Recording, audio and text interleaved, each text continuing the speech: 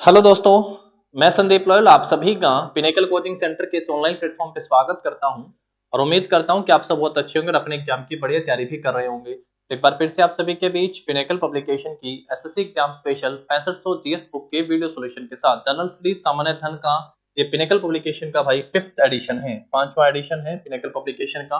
6500 plus इसमें TCS के MCQ है। बुक आप सबके लिए चैप्टर वाइज अवेलेबल है और हिंदी माध्यम में भी है और इंग्लिश माध्यम मीडियम में भी है, जो जिसमें लेना चाहे ले सकता है। और जैसा मैंने आप सबसे कहा, हम लोग कर रहे हैं भाई इसका वीडियो सॉल्यूशन टीसीएस के सभी एमसीक्यू के विद डिटेल एक्सप्लेनेशन के साथ। तो चलेगा, अपनी क्लास को हम लोग स्टार्ट कर लेते हैं। यहाँ से मॉडर्न हिस्ट्री का टॉपिक हमारा चल रहा है भैया, आज हम लोग इसको कंप्लीट कर लेंगे यहाँ से।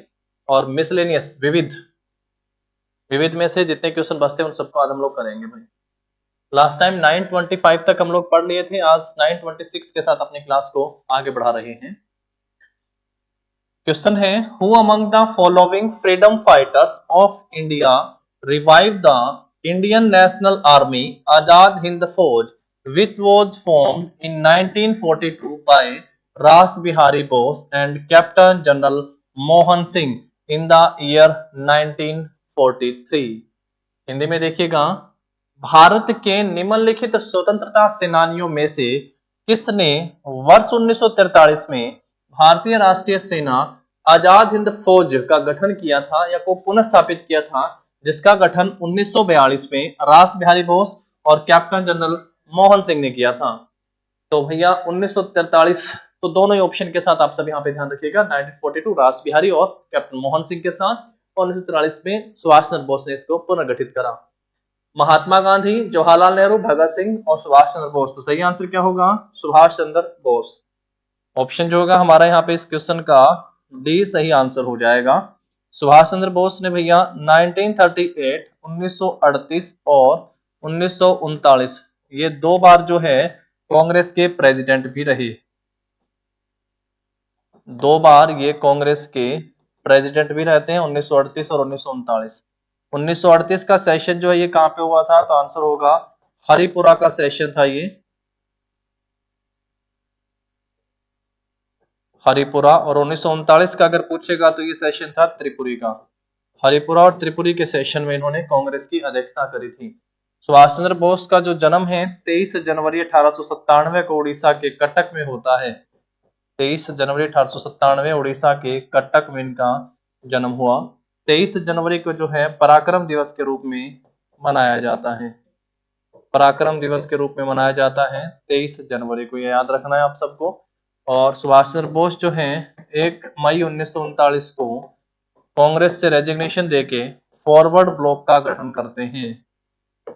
फॉरवर्ड ब्लॉक का गठन जो है सुभाष चंद्र बोस के द्वारा ही किया गया था।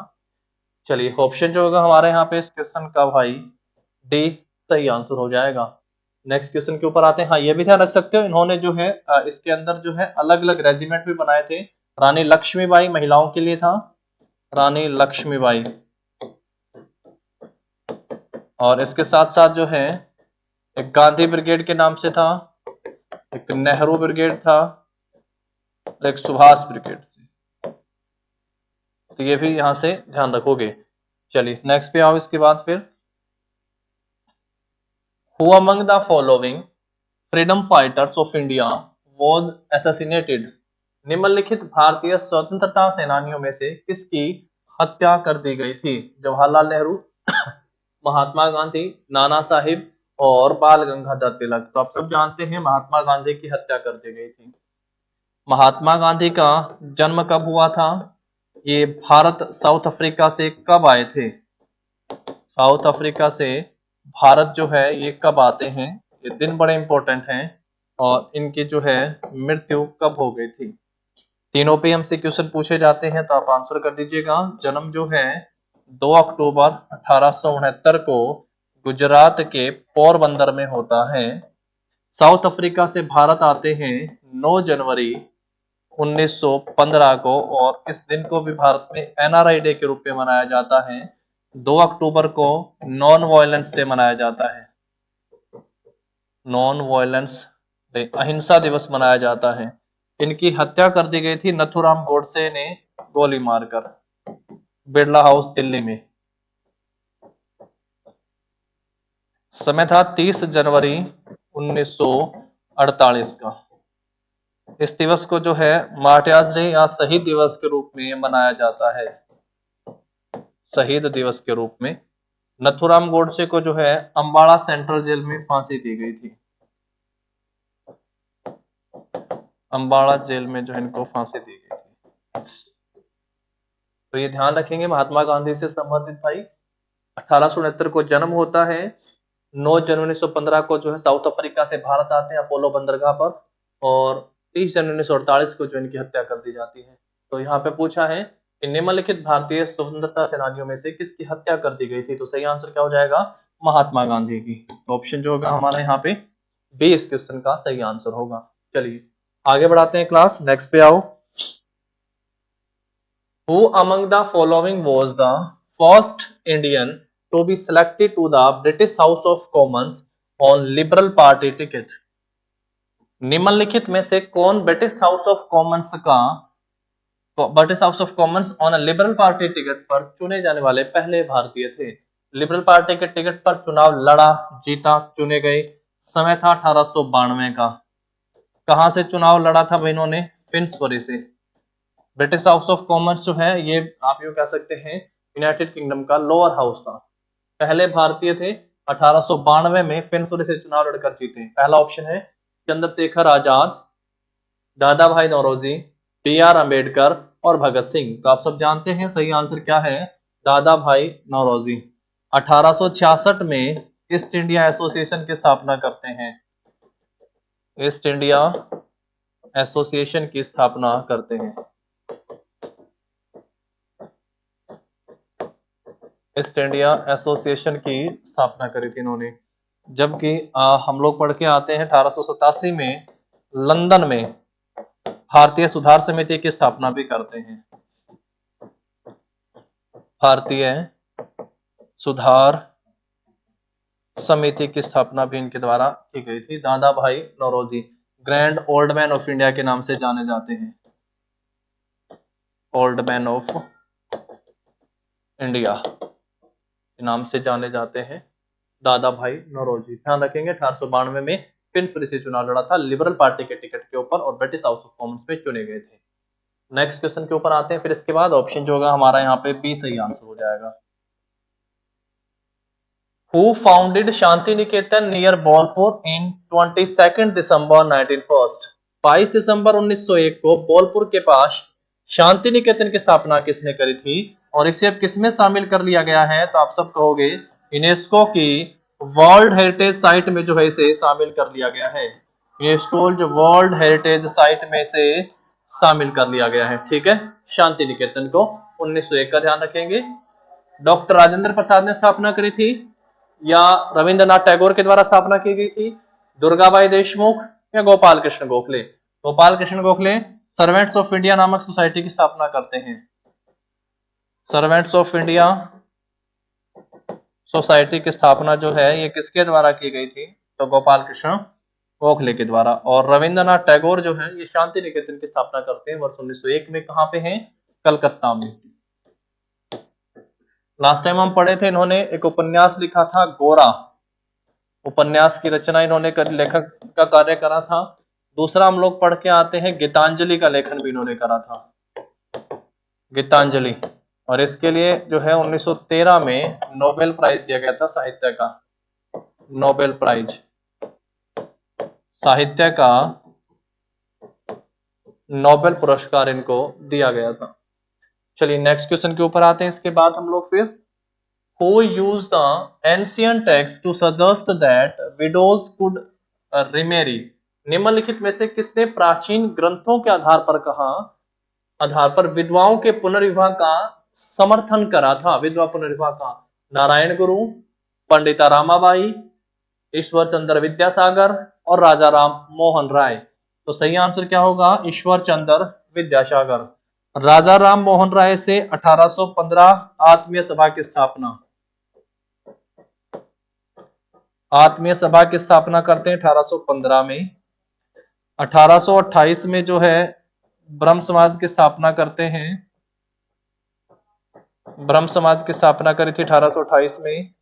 1829 में जो है सती प्रथा को बैन कर दिया गया था। सती प्रथा को बैन कर दिया गया था राजा राम मोहन राय के सहयोग से, इनके प्रयासों से जो है विलियम बेंटिक ने इसे बैन कर दिया था। विलियम बेंटिक ने 1829 में सती प्रथा को, सबसे पहले यही मैंने आप सबसे कहा था, सती होने के साक्ष्य सबसे पहले कहां से मिलते हैं, तो आप आंसर करेंगे भानुगुप्त का एरण अभिलेख जो है यहाँ से साक्ष्य प्राप्त होते हैं। भानुगुप्त का एरण अभिलेख से जो है सबसे पहले किसी के साक्ष्य होने के प्रमाण मिले थे भानुगुप्त से। ठीक है। आर्य महिला समाज की स्थापना की गई थी, पंडिता रामाबाई का नाम ध्यान रख सकते हो। आर्य महिला आर्य समाज। ठीक है भाई, चलो थोड़ा ठीक कर लेना है। इसकी स्थापना की गई थी, पंडिता रामाबाई का नाम ध्यान रख सकते हो। ठीक है, चलो आगे बढ़ाएंगे क्लास इसके बाद फिर हम लोग।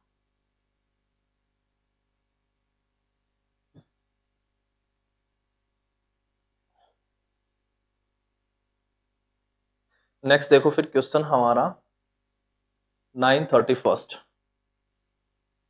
विच freedom fighters of India compose the song Saare Jahan से अच्छा। भारत के किस स्वतंत्रता सेनानी ने सारे जहां से अच्छा गीत की रचना की थी? जवाहरलाल नेहरू, ज्योतिबा फुले, महात्मा गांधी या मोहम्मद इकबाल? तो सही आंसर क्या हो जाएगा? मोहम्मद इकबाल ने सारे जहां से अच्छा हिंदुस्तान हमारा इस गीत की रचना करी गई थी मोहम्मद इकबाल के द्वारा, ध्यान रखेंगे। ठीक है, आनंद मठ से वंदे मातरम हम लोग पढ़ के आते हैं, ये भी याद रखना है। चलिए, ज्योतिबा फुले से मैंने आप सबसे पहले ही कहा है, इन्होंने सत्याशोधक समाज की स्थापना करी थी। सत्याशोधक समाज की स्थापना जो है 1873 में ज्योतिबा फुले के द्वारा की गई थी। 1873 में गुलामगिरी की रचना भी करते हैं। गुलामगिरी किस भाषा में? आंसर होगा मराठी भाषा में। ठीक है, नेक्स्ट पे आओ। Who among the following was popularly known as Gurudev for his expertise binding together elements of Indian classical music and folk pieces to suit the Western tunes entailed with the precision along with his expertise in other art domains? निम्नलिखित में से किसे गुरुदेव के नाम से जाना जाता था, जिन्हें पश्चिमी धुनों के अनुरूप बनाने के लिए भारतीय शास्त्रीय संगीत और लोक गीतों के तत्वों की सटीकता को एक साथ लाने की विशेषता प्राप्त थी, तो अन्य कला क्षेत्रों में भी विशेषता प्राप्त थी? किसे भाई? रविंद्रनाथ टैगोर, अवनिंद्रनाथ टैगोर, हेमंत मुखर्जी या बंकिम चंद्र चटर्जी? तो सही आंसर क्या हो जाएगा? गुरुदेव के नाम से। बस यहीं से आप सब आंसर कर देंगे। गुरुदेव ये उपाधि थी जो कि किसने दी थी? महात्मा गांधी ने। महात्मा गांधी ने। और किसे? तो रविंद्रनाथ टैगोर को। किसे दी थी भैया ये उपाधि? तो आंसर होगा रविंद्रनाथ टैगोर। रविंद्रनाथ टैगोर ने जो है महात्मा की उपाधि दी थी, महात्मा की उपाधि दी थी किसे भैया? गुरुदेव रविंद्रनाथ टैगोर। गुरुदेव को, सॉरी, महात्मा की उपाधि जो है वो गुरुदेव रविंद्रनाथ टैगोर ने दी थी। किसे? गांधी जी को। ठीक है भैया, दोनों ने एक एक उपाधि दी है। महात्मा गांधी ने गुरुदेव कहा था किसे? रविंद्रनाथ टैगोर को, जबकि रविंद्रनाथ टैगोर ने महात्मा कहा था किसे? महात्मा गांधी को। महात्मा गांधी को फादर ऑफ नेशन, राष्ट्रपिता कह के संबोधित करा था रेडियो पर अपने भाषण के दौरान सुभाष चंद्र बोस ने। नेक्स्ट क्वेश्चन पे आते हैं इसके बाद। On 21st October 1943, Subhash Chandra Bose proclaimed the formation of the Provisional Government of Free India in Dash। 21 अक्टूबर 1943 को सुभाष चंद्र बोस ने डैश में स्वतंत्र भारत की अंतरिम सरकार के गठन की घोषणा करी थी। कब करी थी भैया? तो समय बताया है 1943, 1943 का। वैसे भी समय आप सबको बताया था आजाद हिंद फौज का, आजाद हिंद फौज का भी आप ध्यान रखोगे। सिंगापुर से जो है अंतरिम सरकार का गठन भी जो है सुभाष चंद्र बोस के द्वारा किया गया था। तो ऑप्शन क्या होगा हमारा भैया? बी सही आंसर हो जाएगा। नेक्स्ट पे आओ। Who among the following Indian freedom fighters was fondly called Gandhi बूढ़ी या old lady Gandhi for her dedication towards Gandhian principles?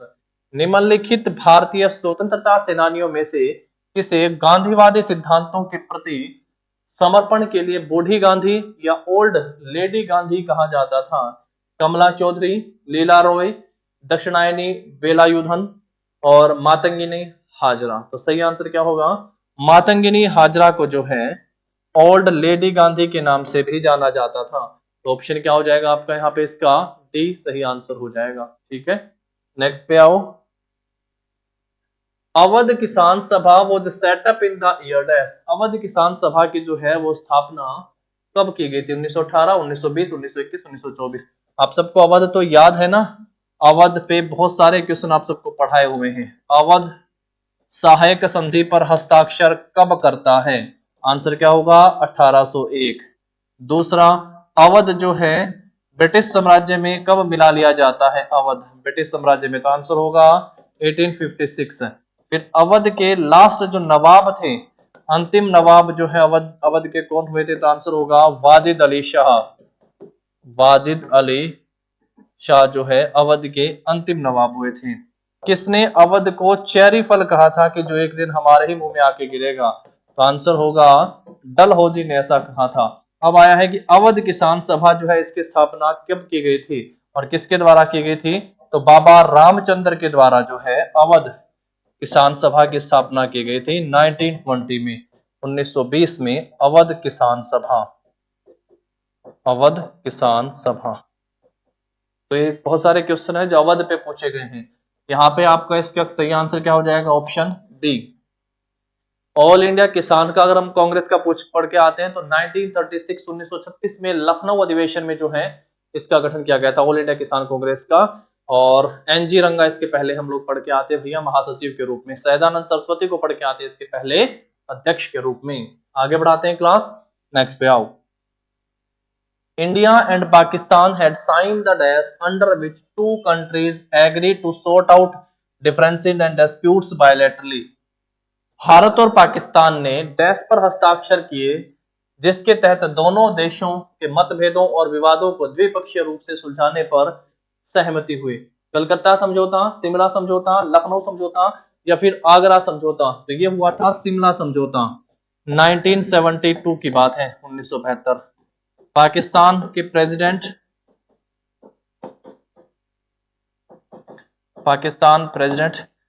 Zulfikar Ali Bhutto और भारत की prime minister Indira Gandhi sign करते हैं। जुल्फिकर अली भुट्टो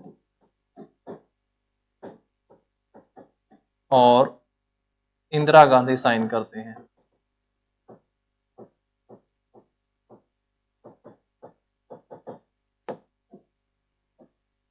शिमला समझौता 1972 का ध्यान रखेंगे, मतभेदों को समाप्त किया गया। What was the name of operation that lead to the annexation of the Hyderabad state into India? उस ऑपरेशन का नाम क्या था जिसके कारण हैदराबाद राज्य का भारत में विलय होता है? हैदराबाद राज्य भारत में मिलता है भैया, क्योंकि इसने मना कर दिया था ना। तो जो स्वतंत्र है भारत में जाना चाहे भारत में जा सकता है, पाकिस्तान में जाना चाहे पाकिस्तान में जा सकता है, या जो अपना स्वतंत्र रहना चाहे जो रियासतें वो स्वतंत्र रह सकती हैं। तो हैदराबाद स्वतंत्र रहने वालों में था और इस पे भैया फिर चलाया गया ऑपरेशन पोलो। पुलिसिया कार्रवाई की गई सरदार पटेल के द्वारा।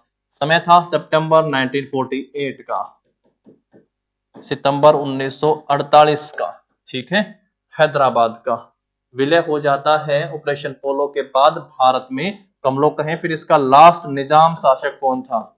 लास्ट निजाम जिसने हैदराबाद पर शासन करा था, पेपर में पूछा जाता है। उस्मान अली का नाम याद रखो, उस्मान अली लास्ट निजाम शासक हुआ था इसका। लास्ट निजाम शासक उस्मान अली, याद रखेंगे यहां से। ठीक है, चलो आगे बढ़ाते हैं क्लास। फिर यहां से हमारा ऑप्शन होगा इस क्वेश्चन का भाई सी सही आंसर। नेक्स्ट देखो, Which one of the following is not one of the writing of Lala Lajpat Rai? निम्नलिखित में से कौन लाला लाजपत राय के लेखन में से एक नहीं है? The story of my deportation, ये लाला लाजपत राय के द्वारा है। अनहैप्पी इंडिया हो गया है Lala Lajpat Rai. India wins freedom ये नहीं है, ये मौलाना आजाद है।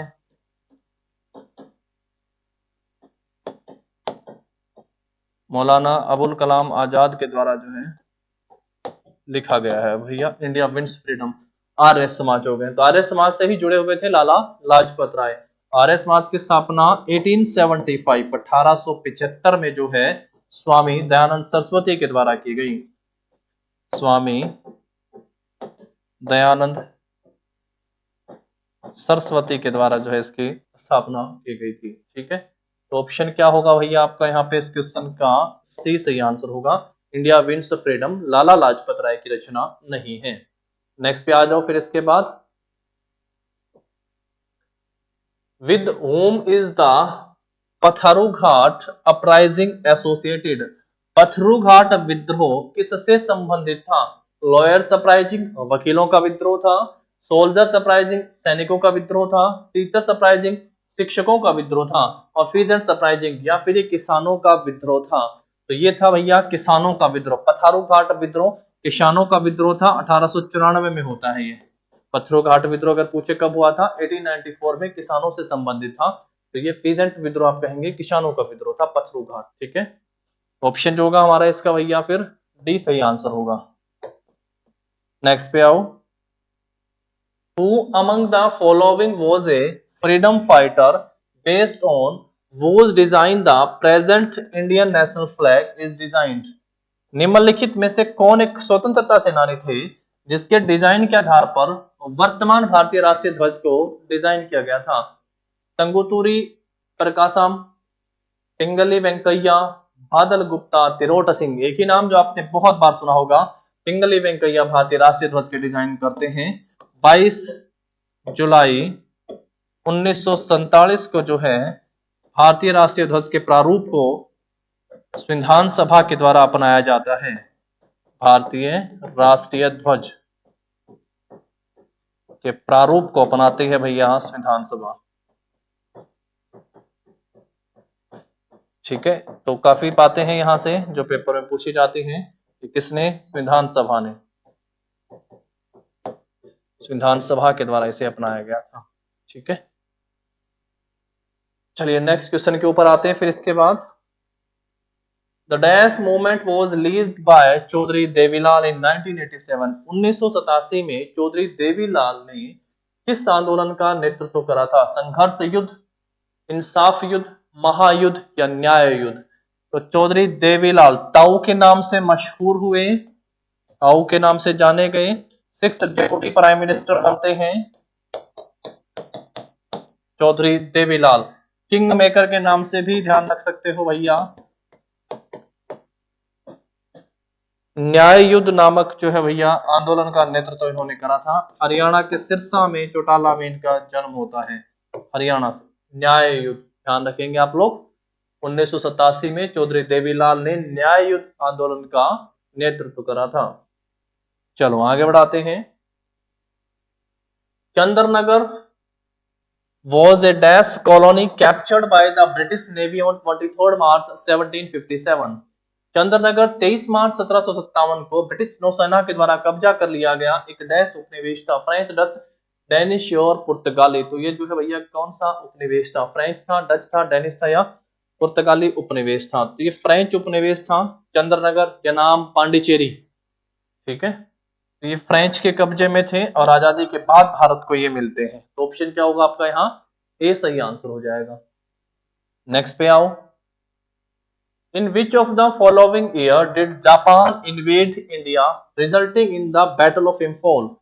निम्नलिखित में से किस वर्ष में जापान ने भारत पर आक्रमण किया जिसके परिणाम स्वरूप इम्फॉल का युद्ध हुआ था? 1944, 1901, 1862, 1899। ये था 1944 का, सेकेंड वर्ल्ड वॉर की बात है। सेकेंड वर्ल्ड वॉर, जापान ने भारत पर आक्रमण किया और इसके परिणाम स्वरूप फिर क्या हुआ था? इम्फॉल का युद्ध हुआ था 1944, दूसरे विश्व युद्ध की बात है।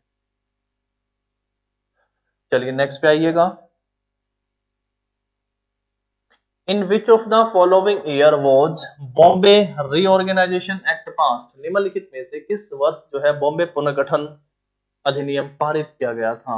बॉम्बे पुनर्गठन यानी ये हम लोग पढ़ रहे हैं राज्य पुनर्गठन से संबंधित भाई, राज्य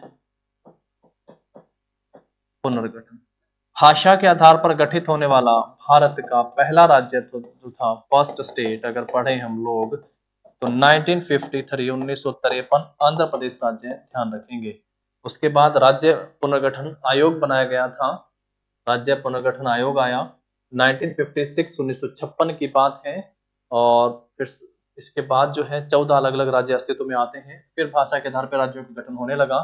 बॉम्बे, महाराष्ट्र और गुजरात अलग, यहाँ से महाराष्ट्र यानी गुजरात ये अलग राज्य के रूप में फिर हो गए भाई। तो ये बॉम्बे पुनर्गठन अधिनियम कब आया था, तो आंसर करोगे ये 1960 की बात हो गई है, 1960 ध्यान रखेंगे आप लोग, ठीक है, 1960 में। चलिए आगे बढ़ाएंगे फिर हम लोग, ठीक है जी। यहाँ से ध्यान रख लेना आप सबको, बॉम्बे पुनर्गठन अधिनियम आया, महाराष्ट्र और गुजरात अगर पूछे अलग राज्य के रूप में अस्तित्व में आ जाते हैं, तो यहाँ से आप जो है भैया 1 मई 1960 का ध्यान रख सकते हो।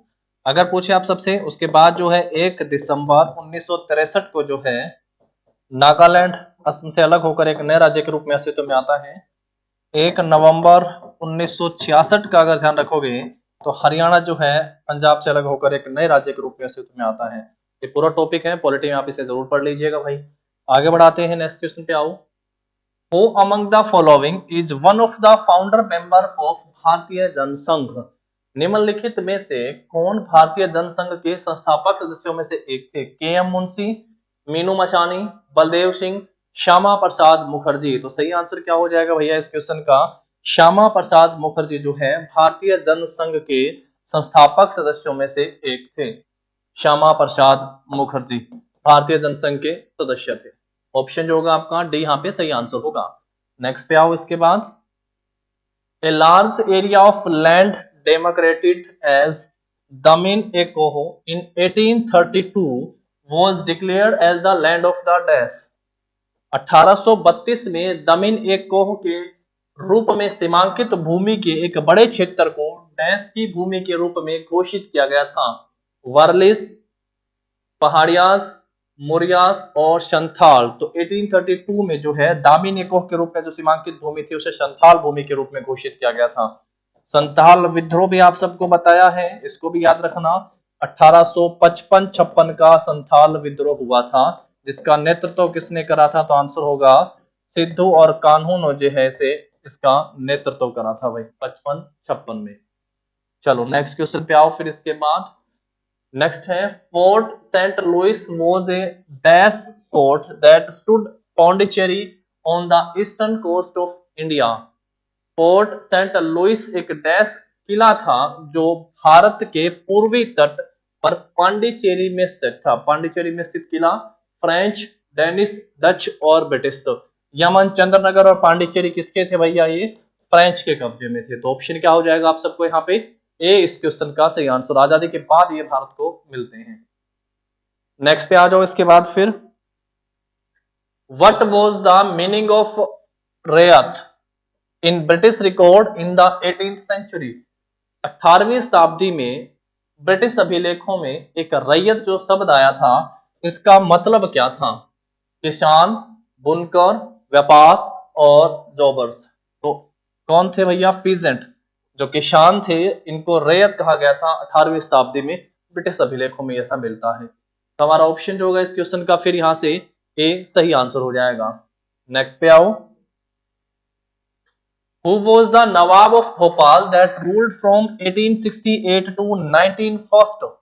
1868 से 1901 तक शासन करने वाले भोपाल के नवाब कौन थे? पहला ऑप्शन है शाहजहां बेगम, बेगम साजिदा सुल्तान, सिकंदर जहां बेगम और सुल्तान कैकशरू जहां बेगम। तो कैकशरू भी नहीं थे, ये थे शाहजहां बेगम, जिन्होंने 1868 से लेके 1901 तक भोपाल पर शासन करा था।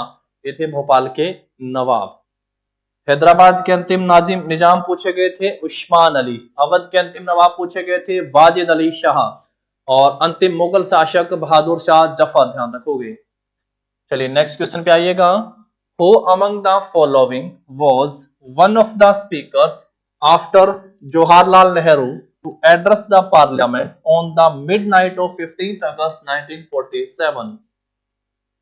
15 अगस्त 1947 की मध्य रात्रि को जवाहरलाल नेहरू के बाद निम्नलिखित में से कौन संसद को संबोधित करने वाले वक्ताओं में से एक थे? तो संसद को संबोधित करने वाले एक तो हो गए थे भाई जवाहरलाल नेहरू। एक आप नाम जो है यहां से याद रख सकते हैं, चौधरी खलीकुज्जमान। और थर्ड नंबर पे जो है वो आप सबको यहां से ऑप्शन से बताना है। राजेंद्र प्रसाद ने संबोधन दिया था वक्ताओं को, सरदार पटेल, सी राजगोपालाचारी या सर्वपल्ली डॉक्टर राधाकृष्णन। तो सही आंसर क्या हो जाएगा? सर्वपल्ली राधाकृष्णन ने जो है जवाहरलाल नेहरू के बाद संसद को संबोधित करने वाले वक्ताओं में से ये एक थे। तो ऑप्शन जो होगा हमारा यहाँ पे इसका डी सही आंसर हो जाएगा। डॉक्टर राजेंद्र प्रसाद जो है संचालन समिति के अध्यक्ष भी थे और भारत के पहले राष्ट्रपति भी थे। सरदार पटेल जो हैं ये आप जानते हैं भैया भारत के पहले डिप्टी प्राइम मिनिस्टर और गृह मंत्री। नेक्स्ट वन आता है, the princely state of Hyderabad was brought under the Indian union in the year dash. Hyderabad की रियासती राज्य वर्ष डैश में भारतीय संघ में शामिल हुआ था और ऑपरेशन कौन सा चलाया गया था? तो हम लोग कहते हैं ऑपरेशन पोलो चलाया गया था। ऑपरेशन पोलो समय था 1948 1948 का ऑपरेशन था। ऑप्शन क्या ध्यान रखोगे यहां से? सी याद रखना है आपको, ठीक है। ऑपरेशन पोलो हैदराबाद का विलय भारतीय जनसंघ में या भारतीय यूटीए भारतीय संघ में शामिल इसको कर लिया गया था भाई ऑपरेशन पोलो के बाद।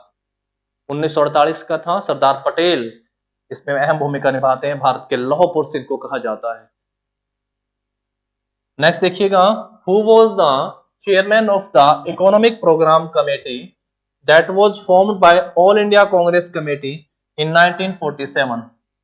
1947 में अखिल भारतीय कांग्रेस कमेटी के द्वारा गठित आर्थिक कार्यक्रम समिति के अध्यक्ष जो है वो कौन थे?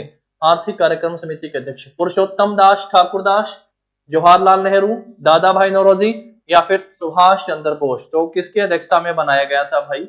आपको बताना है यहां से। सही आंसर क्या हो जाएगा? जवाहरलाल नेहरू। 1947 में जो है ईपीसी जो कमेटी बनाई गई थी उसके अध्यक्ष कौन थे? तो जवाहरलाल नेहरू सही आंसर हो जाएगा, option B.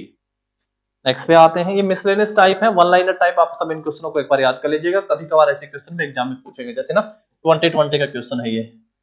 In which of the following cities is the tomb of Rani of Jhansi situated. Jhansi की रानी का मकबरा निम्नलिखित में से किस शहर में स्थित है? जबलपुर, ग्वालियर, इंदौर और उज्जैन। तो झांसी की रानी का मकबरा जो है कहां पे स्थित है? तो ये है भैया ग्वालियर में है।